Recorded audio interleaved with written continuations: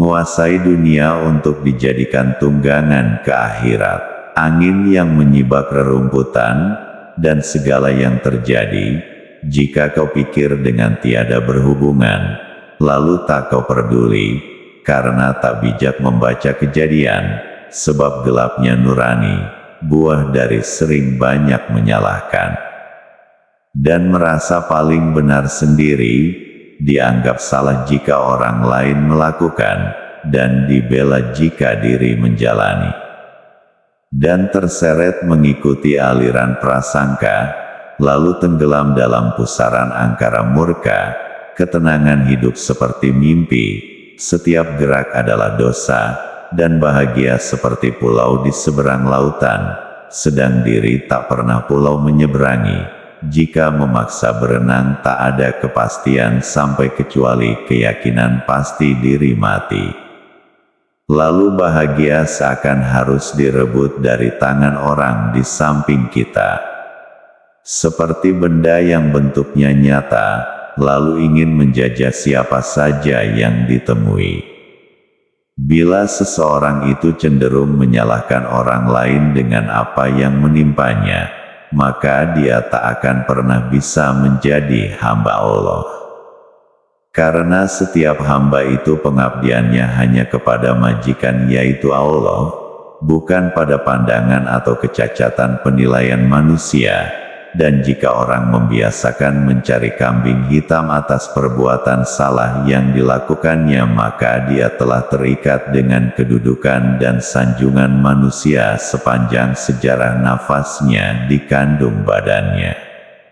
Dan tak punya sesuwir rambut pun amal di sisi Allah. Al-khairu minallah, wa syai'u min nafsik. Kebaikan itu dari Allah, dan keburukan itu dari diri sendiri. Marilah sama-sama kita perhatikan bagaimana tasawuf membayangi kehidupan Rasulullah. Mulai hidupnya dengan mempelajari rahasia dan hikmah alam dengan bersunyikan diri di Gua Hira, sehingga menjadi rasul. Rasulullah sangat kuat bertahajud, beristighfar, berzikir, salat sampai bengkak kakinya karena lama berdiri qiyam. Rasulullah menangis karena takut Tuhannya. Rasulullah menunjukkan kepada Abu Hurairah rupa dunia yang kotor ini dengan contoh satu lopak yang bertumpuk-tumpuk bangkai manusia dan binatang dan barang buruk buangan. Semua ini terang dalam hadis yang sahih. Rasulullah mengibaratkan dunia ini tidak pun bernilai ukuran seberat sayap nyamuk. Dalam satu hadis qudsi Allah berfirman, "Aku di sisi orang-orang yang pecah remuk redam hatinya." Rasulullah tidur di atas tikar yang kasar. Badannya berlarik bekas tikar itu di kedua lambungnya sampai menangis Sayyidina Umar Al-Khattab dengan kondisi Nabi itu. Dasar pembinaan pribadi yang luhur dengan ketaatan yang tinggi terhadap Allah Ta'ala ini telah diwariskan oleh sahabat-sahabatnya. Setiap seorang muslim pada zaman Rasulullah jadi abid dengan hidup cara tasawuf dalam kebugaran tabi alami. Sahabat-sahabat Nabi itu memandang dunia sebagaimana Rasulullah memandang dunia dengan rendahnya dan siap menghadap akhirat semata-mata karena Allah.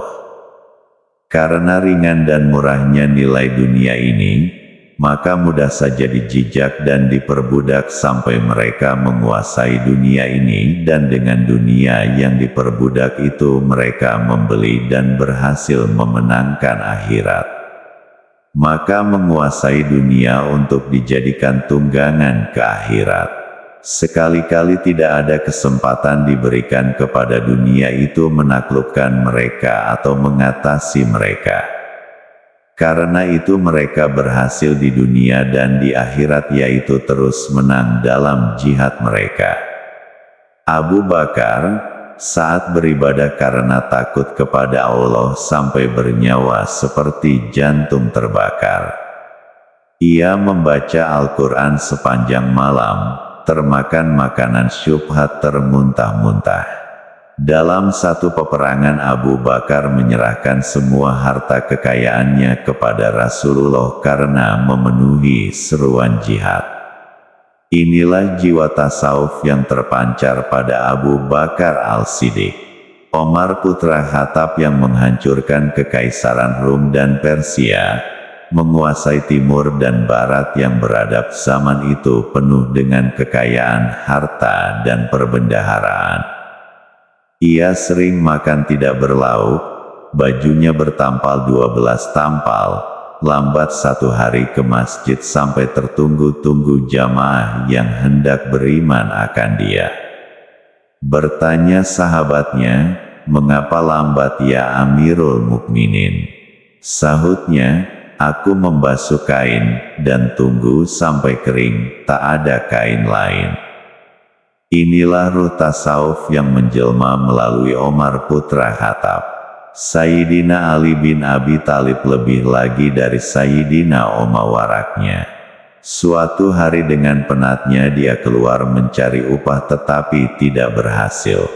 Kapan balik didapatinya tersedia 3 biji kurma. Oleh kerana sudah sehari suntuk tidak makan, tetapi bila ia ingin menyuap kurma yang ada di rumah itu teringat ia tidak tahu kurma siapa. Sampai istrinya Fatimah menjelaskan itu memang disimpankan untuknya. Baru ia hendak menyuap, tiba-tiba terdengar orang memberi salam dan berkata, "Saya orang miskin kelaparan. Karena Allah, ya Ali, berilah saya makanan." Tidak jadi ia menyuap makanan itu lalu diberikan kepada si miskin itu. Kapan akan menyuap yang kedua terdengar lagi satu salam dan menyerukan, "Ya Ali, saya anak yatim. Karena Allah berilah saya makan karena sangat lapar." Tidak jadi dimakannya kurma yang kedua itu lalu diberikan kurma itu. Baru hendak menyuap yang ketiga, datang pula seorang pria. "Ya Ali, saya seorang yang merana. Karena Allah berilah saya makan." Tamar yang akhir itu terus diberiannya, tinggallah ia dengan kelaparan demi karena Allah. Pada hari wafatnya puluhan janda meraung menangis sampai gempar dan heran orang melihatnya. Bila ditanya kepada janda-janda itu, jawab mereka, "Tumbanglah harapan kami, putuslah ketergantungan kami, karena selama ini Allah yang menanggung dan menghidupi kehidupan kami." Tegasnya dalam sulit, tidak dengan tahu siapa Ali menolong janda-janda itu, Ali miskin karena kesenangan orang lain. Inilah kemurnian tasawuf yang bergemilapan pada pribadi Imam Ali bin Abi Thalib. Abu Ubaidah bin Jarrah, pahlawan Islam, pembuka dunia baru mengembangkan Islam, jadi Raja Amir di Syam, negeri yang mewah makmur dengan kekayaan. Sementara Umar mengunjungi Syam dan bila masuk ke istana tidak terlihat apa-apa benda kecuali sebuah pinggang dan sehelai tikar. Umar pun menangis karena kasihan dan sedihkan nasib Abu Ubaidah yang menderita dalam negeri yang mewah. Mengingat hal itu, Abu Ubaidah berkata, "Ya Amirul Mukminin, apakah Tuan menangiskan nasib saya sedangkan saya telah menjualkan dunia saya untuk membeli akhirat?" Generasi berikutnya terus mewarisi pesaka keluhuran budi dan ketinggian ubudiyah ini dengan melazimi dan mengekali wirid harian untuk mendapatkan warid. Imam Ali bin Husin R.A. salat sunat sebanyak 1000 rekaat sehari semalam. Aulia Allah Daud Al-Toni tidak mengunyah makanannya tetapi direndamnya dalam air dan menelannya. Ketika ditanya kenapa ia berbuat begitu, ia menjawab, "Untuk menghemat waktu karena waktu itu saya gunakan membaca Al-Quran." Syekh Junaid Al-Baghdadi menegaskan, apa yang aku dapat dalam bidang kerohanian adalah melalui 3 hal. Pertama, menjauhkan dunia. Kedua, puasa. Ketiga, berjaga sepanjang malam. Beliau berkata lagi, kesufian itu adalah lari dari dunia menuju Allah dan berada selalu dalam ibadah. Carilah kesufian itu dalam diri sendiri. Sejarah wali Allah Abu Hasan Al-Horhoni mencatat selama 30 tahun dia tidak tidur malam. Mansur bin Ammar mengatakan, kebersihan hati dicapai dengan 4 latihan, bercampur dengan aulia Allah, mengaji Al-Quran, salat di malam hari, mengeluarkan air mata pada waktu salat. Imamiyah Tasawuf Syekh Junaid Al-Baghdadi, pada waktu menjelaskan tujuan sufi, mengatakan, kami tidak mengambil tasawuf ini di pikiran dan pendapat orang, tetapi kami ambil dari menahan lapar dan menahan kecintaan kepada dunia, meninggalkan kebiasaan kami sehari-hari mengikuti segala yang diperintahkan dan meninggalkan segala yang dilarang. Jelasnya dan nyata sekali kini, bahwa ilmu tasawuf ini bukanlah semata-mata ilmu yang hanya bermain-main dengan kata-kata hakikat atau makrifat yang menjadi topik pembicaraan di kedai-kedai kopi dengan meremeh-remeh dan pelecehan terhadap syariat. Ini adalah sesuatu yang besar, atas jangkauan pikiran. Hayatilah catatan pengalaman Hujatul Islam Imam Ghazali ini yang tercatat dalam kitabnya Minhajul Abidin sebagai satu rumusan tentang tasawuf ini. Ketahuilah, hal ibadah telah cukup kami pikirkan, telah pula kami teliti jalannya dari awal sampai tujuan akhirnya yang diidam-idamkan oleh para penempuhnya, abid atau salik atau ilmuwan.